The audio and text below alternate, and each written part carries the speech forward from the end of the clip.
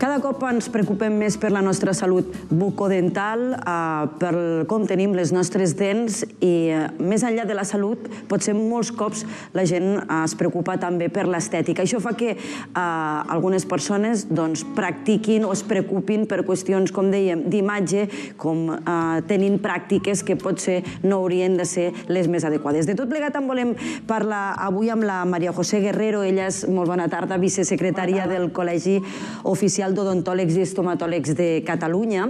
I ara parlarem de modes, modes que són positives i altres que no ho són tant, però amb els teus 25 anys d'experiència, creus que aquesta freqüència a l'hora de visitar el dentista cada cop és més habitual? No només per qüestions de salut, sinó també d'estètica? No tant com ens agradaria, no tant com ens agradaria. Encara hi ha la por per anar al dentista, encara hi ha la limitació, no som un país que tingui cultura de prevenció. Normalment el pacient ve a la consulta quan li fa mal alguna cosa o quan li preocupa alguna cosa d'estètica. Aquests són els dos motius principals. Però almenys una higiene a l'any? No tant com ens agradaria. No. Realment, hi ha molta gent que va al dentista, és cert, però per nosaltres la nostra preocupació principal és la gent que no aconseguim que vagi al dentista. I per què? Per por? Pot ser por, culturalment, fins que no et fa mal alguna cosa, hi ha gent que li fa mandra. Com tu has dit, hi ha gent molt preocupada per l'estètica, però molta gent no ho està tant, i realment, per sort o per desgràcia, tenim aquests dos motius principals, l'estètica dental i el dolor. És curiós perquè molts cops sempre diem que el somriure és una de les grans cartes de presentació que podem tenir davant d'algú d'una primera cita o una feina, no? És així, i la gent ho manifesta així, i fins i tot quan parles amb amics i demés t'ho diuen, que una de les coses quan coneixes una persona que mires més és la boca, parla de tu. A nosaltres ens agrada més orientar-ho cap a una vessant més preventiva, més mèdica, més de prevenció de moltes patologies, no només de la boca, sinó de la resta de l'organisme, que es poden manifestar si no es cuida la boca. Quines haurien de ser les rutines diàries bàsiques per mantenir una bona salut bucodental? Així d'entrada, tot i que tothom ho hauria de saber, però vaja, potser estaria bé refrescar-ho, no, Maria José? Sí, segur que sí. Doncs un bon raspallat 3 cops al dia, sempre que mengem alguna cosa, és bo raspallar-se les dents. Raspall tradicional o elèctric? Els dos funcionen bé si es fan servir bé.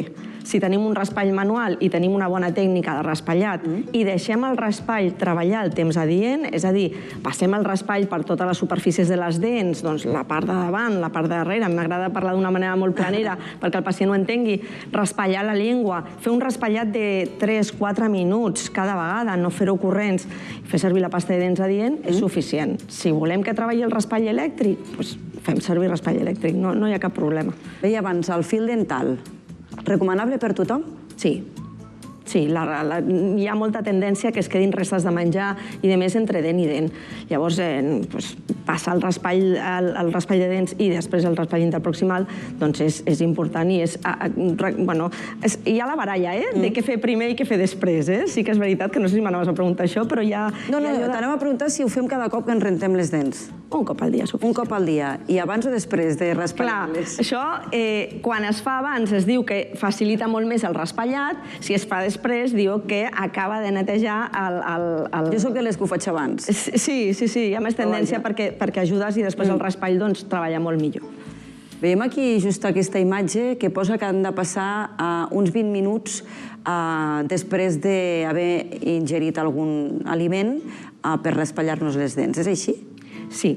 Quan nosaltres mengem aliments, poden ser àcids, poden contindre sucres i demés. En aquells minuts posteriors a la ingesta, a la cavitat oral actuen les bactèries que tenim i demés, i durant aquell temps hi ha el que nosaltres diem un atac àcid. Hi ha un moment en què les dents són més sensibles, estan perdent lleugerament, però part de la seva composició, si nosaltres arribem amb el raspall i frotem, realment tenim el problema de que fregant podem fer malbé la dent. Si deixem passar aquests 20 minuts, tot torna d'alguna manera al seu lloc, entre cometes, per dir-ho també d'una manera planera, i llavors això ens permet raspallar-nos sense cap mena de problema.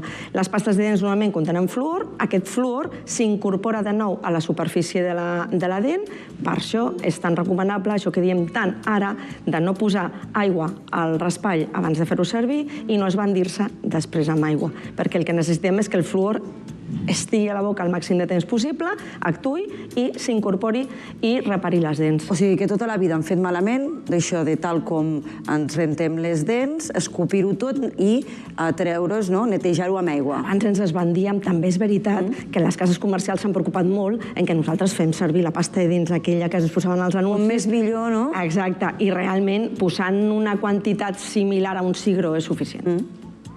Déu-n'hi-do, quantes coses fem malament, potser és que no us visitem prou sovint o que no us escoltem. Creus que la gent que ve a visitar-se i vosaltres li doneu unes pautes d'acord al que té a la seva problemàtica, després quan marxa a casa és obedient o acaba fent les pautes que doneu? Hi ha de tot. També és veritat que el pacient, en general, ve a la consulta una mica atabalat. Llavors, nosaltres sempre intentem que es quedin amb els missatges més clars, més concrets, i també insistim molt. Per repetició s'aprèn molt. Per això insistim tant en la visita al dentista com a mínim un cop a l'any, per habituar i per escoltar tota l'estona aquelles coses, aquells tips, aquells consells que et serviran per mantenir una bona salut oral. Ara veiem nens netejant-se les dents. Des de quina edat és recomanable? Perquè potser hi ha hàbits que a segons quina edat, si són molt petitets, potser no cal, o sí?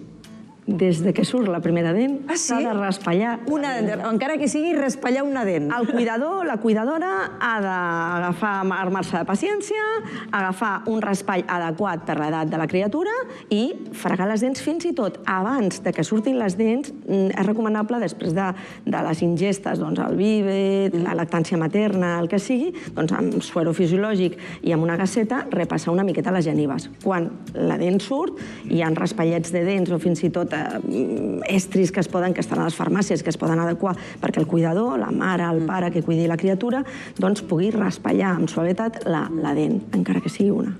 Ara que dèiem això de nens petits, suposo que has escoltat aquests últims dies una notícia que s'ha conegut d'una nena de Barcelona que amb només 4 anys va anar al dentista per una visita normal i a l'agulla de l'anestèsia se li va quedar a dintre i no se sap ben bé per què o no s'ha acabat de conèixer, li va acabar traspassant aquesta agulla al cervell i va haver de ser intervinguda. Aprofitem que et tenim avui aquí per explicar que es tracta, entenem, d'un fet puntual, molt estrany, que no sé si fins i tot vosaltres li doneu alguna explicació o com rebeu notícies d'aquest tipus i tranquil·litzeu també als usuaris, a la gent. Des d'aquí tranquil·litzar absolutament a la població. És un fet molt puntual, molt aïllat i realment molt estrany, que probabilísticament és molt poc probable que es doni. Les agulles, a veure, el que està clar és que un tractament a la clínica dental és un tractament mèdic i que un tractament mèdic té una sèrie de riscos, però és cert que relaxem a la població perquè que es trenqui una agulla dins de la boca, dins de la mucosa, és molt, molt poc probable. O sigui, tant les agulles odontològiques estan preparades perquè això no passi, com els dentistes sabem fer-les servir perquè això no passi. Però és evident que una agulla es pot trencar, sí, però ja veieu que no és una cosa que estigui cada dia i que realment, per com s'ha dimensionat la notícia, ja ella mateixa parla per si mateixa. És molt, molt poc probable que succeeixi. Aquí el que hem de valorar molt bé és que tots els professionals que van intervindre des del minut 1 fins al final ho van fer molt bé i realment tot ha quedat, afortunadament, en un ensurt. Abans deies que la gent va poc al dentista, molts cops ho podem atribuir a que hi ha aquest sentir general o de molta gent és que, clar, el dentista és car, perquè normalment això no t'entra a la Seguretat Social i altres patologies que sí que podem accedir a la sanitat pública. En el cas del dentista, habitualment anem a una clínica privada. En el seu moment, el govern de Barcelona, de Comuns, que hi havia l'Ada Colau al capdavant, van proposar fins i tot que hi hagués com un dentista públic on hi hagués una part de la població que hi pogués anar. Crec que vosaltres des del col·legi també vau dir que amb aquests preus no pots fer un bon servei. Què n'opines del que és públic-privat respecte al que és la vostra professió i al servei que oferiu a la gent? No va ser ben bé així. Nosaltres el que vam valorar, el Col·legi Oficial d'Odontòlegs i Estomatòlegs de Catalunya, i jo crec que els meus companys també creiem, jo també hi crec, en una sanitat pública i de qualitat, on els tractaments odontològics també estiguin inclosos. Això és fonamental per tenir una bona salut per a la població, està claríssim. Però d'això s'ha d'encarregar la Generalitat de Catalunya a través del Departament de Salut. Està clar que doblegar i d'alguna manera solapar competències i pot fins i tot duplicar els recursos que s'hi destinen, i nosaltres hi creiem en que realment el Departament de Salut, amb les seves polítiques de salut de cara a la població, i de fet nosaltres tenim un posicionament clar en el que defensem que l'odontologia pública realment és que és necessària, però sí perquè no parlem només del que dèiem, estètica, higiene, etc., sinó que parlem de salut. Sí. Com pot acabar derivant a una mala higiene bucal, bucodental, en un problema realment greu de salut? La boca no està aïllada, la boca està dins de l'organisme. I és curiós que si ens sagnés, jo sempre li dic als meus pacients, si et sagnés una altra part del cos, què faries? Ostres, anar corrents a l'hospital. I quan et sagna la geniva, no sé, em sagna sempre. Aquest sagnat parla d'inflamació, parla de possibles infeccions, parla d'unes patologies que no estan diagnosticades en molts casos. Aquestes patologies es relacionen amb la resta de l'organisme. Hi ha cardiopaties que empitjoren o que fins i tot intervencions quirúrgiques que poden tenir un resultat diferent si la cavitat oral no està neta i no està cuidada. Malalties endocrines, com pot ser la diabetes, malalties autoimmunes, malalties inflamatòries de tot l'organisme. Això insistim moltíssim. Una boca que no està sana pot donar problemes a tot el cos. Els implants entenc que són d'aquestes coses també que a la gent li costa, perquè tradicionalment la gent no s'arreglava la boca per una qüestió estètica, sinó perquè dèiem de salut. Entenc que és una tècnica que també ha anat avançant en el temps, que no li ha de fer por a ningú i que tampoc no és només una qüestió estètica, que també és de salut. En el moment que ens falten dents, d'alguna manera es desequilibra, es desmunta tot l'equilibri de la cavitat oral. La cavitat oral, quan tanquem les nostres dents, l'articulació també estabilitza l'esquena, una falta de dents, a part de que la persona no podrà mastegar, tindrà problemes estètics, com tu has dit abans, i demés, també implica que poden aparèixer migranyes, mal de caps i una sèrie de patologies derivades d'aquesta falta d'estabilitat a l'hora d'ocluir. No li ha de fer por a ningú posar-se un implant, i menys avui en dia, entenc. No.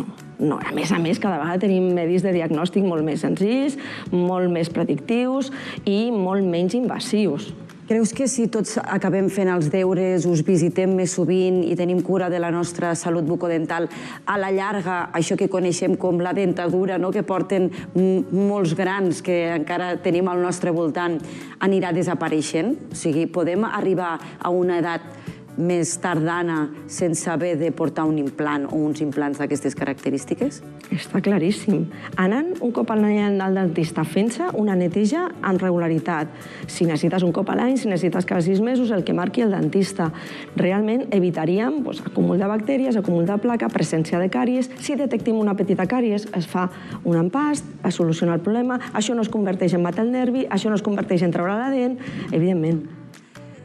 Com parlàvem al principi de tendències, modes, etc., que entenc que veieu també vosaltres per xarxes socials i us poseu les mans al cap, darrerament, amb el tema estètic, s'ha posat de moda una eina més pràctica com poden ser les fèrules aquestes invisibles, que t'eviten portar aquells bràquets de ferro que potser ja estan passant una mica més a la història. Quan veieu ofertes a internet que no cal ni que visitis el dentista perquè puguis lluir unes dents rectes i impol·lutes, què penseu? Això ens esgarrifa perquè realment és molt, molt, molt perillós. Quan tu et sotmès a un tractament d'ortodòncia on només marca l'estètica o mana l'estètica, realment és un tractament que marca la funcionalitat, és salut. Què passa? Si nosaltres, a través d'internet, contactem amb una empresa que escaneja les nostres dents i ens envia a casa una sèrie de fèrules que, com tu dius, va modificant la posició de les dents, aquí no es té en compte en absolut el comportament del teu cos i la reacció del teu cos a aquest tractament. Si tu fas aquest tractament a la clínica dental, és a dir, l'ortodòncia invisible, les fèrules, els alineadors funcionen, però funcionen si tu periòdicament vas al dentista i el dentista veu com reacciona el teu os, la teva geniva, les arrels de les teves dents, si has d'anar a una velocitat o altra al tractament, com està l'articulació, si tu li transmets, escolta, em fa mal aquí, em fa mal allà. Tot això fa que el dentista vagi orientant i replantejant el tractament. Sense la supervisió periòdica d'un dentista és molt, molt perillós i es poden fins i tot hi ha casos de pèrdua de dents. Déu-n'hi-do, pèrdua de dents.